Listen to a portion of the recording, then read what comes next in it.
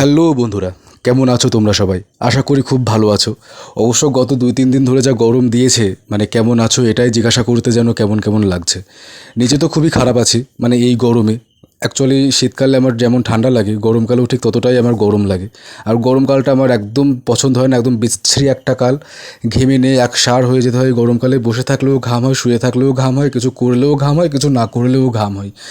গরমকালে না কোনো কিছু করে শান্তি নেই।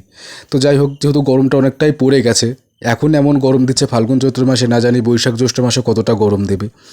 তো যাই হোক বন্ধুরা, আজকে যেহেতু শনিবার ছিল আর শনিবার আমার হাফ স্কুল হয়, তো হাফ স্কুল হওয়ার পর আমি বাড়িতে এসে রান্না করি। এখন তো গরম পড়ে গেছে, তো সকালে আমি রান্না করে উঠতে পারি না, কারণ সকালে ঘুম থেকে উঠতেই অনেকটা লেট হয়ে যায়। আর বাড়ির টুকটাক কিছু কাজকর্ম করে আমি দোকানে চলে যাই, আর দোকান থেকে আসার পর আমি বাড়িতে রান্না করি। যেহেতু শনিবার হাফ স্কুল হওয়ার পর ছুটি হয়ে গেছে আর দোকানটা আমি 1:30টার সময় বন্ধ করে দিয়েছি, বাড়িতে এসে ভাবছিলাম যে কী রান্না করবো, তো হঠাৎ রাস্তা থেকে সাইকেল চালিয়ে আসতে আসতে আমার মনে পড়লো যে ঠিক তো অনেকদিন শুক্তো খাওয়া হয়নি, তো বাড়িতে গিয়ে আজকে শুক্তো করি। আর গত হাটবারে আমি বাজার থেকে শাক কিনে রেখেছিলাম, আর সেই শাকটাই রান্না করা যাক। আর ডিম ছিল ঘরে ফ্রিজের মধ্যে রাখা, আর ডিমের কিছুটা ঝোল করব। তো সেই রেসিপিগুলোই তোমাদেরকে শেয়ার করবো বন্ধুরা। অ্যাকচুয়ালি রেসিপিগুলো না খুব ঘরোয়া, যেটা সবাই বাড়িতে বানায়, সবাই জানে রেসিপিগুলো কী কী।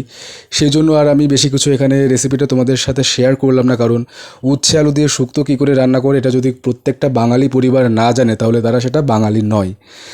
আর শাকের কথা বলছো বন্ধুরা, অ্যাকচুয়ালি শাকের মধ্যে না আমার সত্যি কথা বলতে পালং শাক খেতে ভালো লাগে, লাল শাক আর সাদা শাক খেতে খুব ভালো লাগে। আর আমি যখনই বাজার করতে যাই 3 ধরনের শাকের মধ্যে আমি যে কোনো একটা শাক প্রেফার করি। তো যেটাই আমি সামনের মাথায় পাই সেই শাকটাই আমি কিনে নিয়ে আসি। আর হ্যাঁ, শাকের মধ্যে না আমার বাদাম দিয়ে শাকটা খেতে খুব সুন্দর লাগে। আর কারা কারা শাকের মধ্যে বাদামটা পছন্দ করো অবশ্যই আমাকে কিন্তু কমেন্ট বক্সে জানিও। শাকটা রান্না করবার সময় তোমরা হয়তো জিজ্ঞেস বা প্রশ্ন করতেই পারো আমাকে কমেন্ট বক্সে যে শাকটায় যে ফোড়নগুলো দিলে সেই ফোড়নগুলো কী কী। তো চলো একটু ছোট্ট করে তোমাদের সাথে শাকের ফোড়নগুলো শেয়ার করে দিই।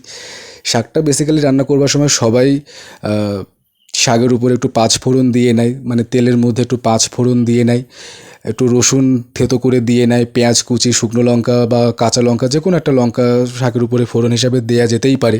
তো আমি সেখানে কাঁচা লঙ্কা দিয়েছিলাম, যেহেতু খুব গরম পড়েছে তাই ওখানে শুকনো লঙ্কাটা আমি ইউজ করিনি।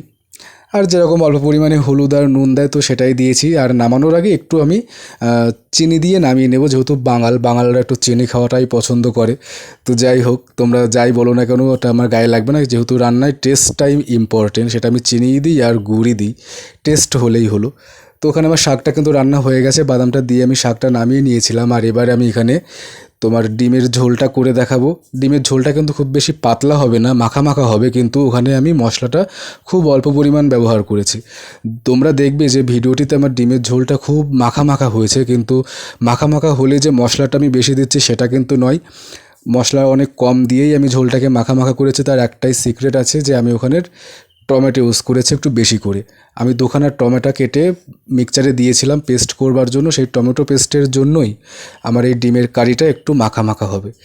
তো চলো বন্ধুরা, আজকের দিনের রেসিপিটা তো আমি তোমাদের সাথে শেয়ার করলাম। আর গরমে আমি এরকম হালকা পাতলাই খেয়ে থাকি, তো সেটা তোমাদেরকে আমি দেখিয়ে দিলাম, শুক্তো শাক আর ডিমের ঝোল। আর তোমরা গরমে কেমন আছো সেটা কিন্তু অবশ্যই জানিও। আর গরমে তোমরা খুব ভালো থেকো, সুস্থ থেকো, বেশি রোদ্দুরে ঘোরাঘুরি করবে না। ভিডিওটি তোমাদের যদি একটু ভালো লেগে থাকে তাহলে প্লিজ লাইক কমেন্ট শেয়ার করো। ভালো থেকো, সুস্থ থেকো।